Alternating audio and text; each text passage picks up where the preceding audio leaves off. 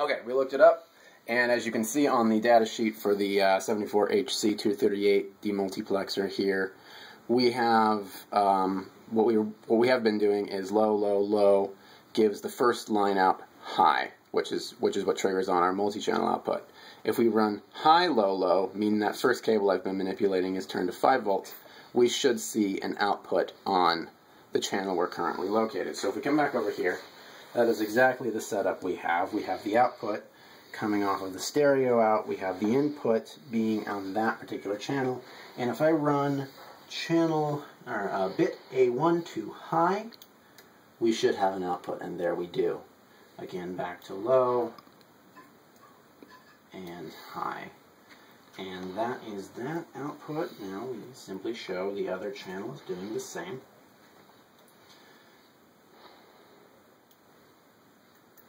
It's low, high, low, high. Alright.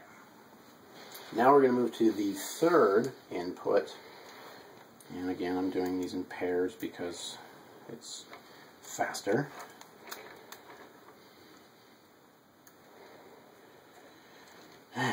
Still tedious, but not as tedious. Tie those together, give us an input. And you can see the input on the oscilloscope right there. Get these wires out of the way.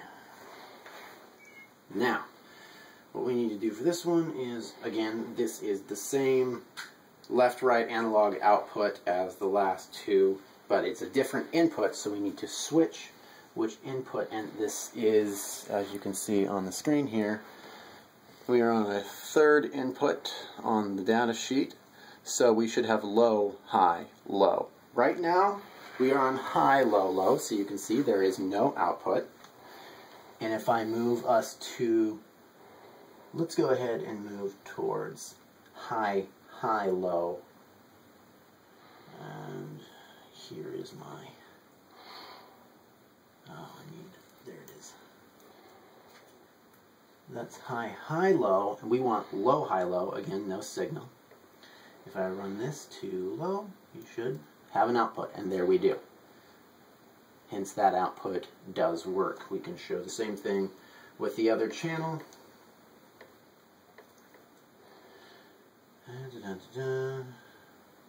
Yes, this is the other channel on this output.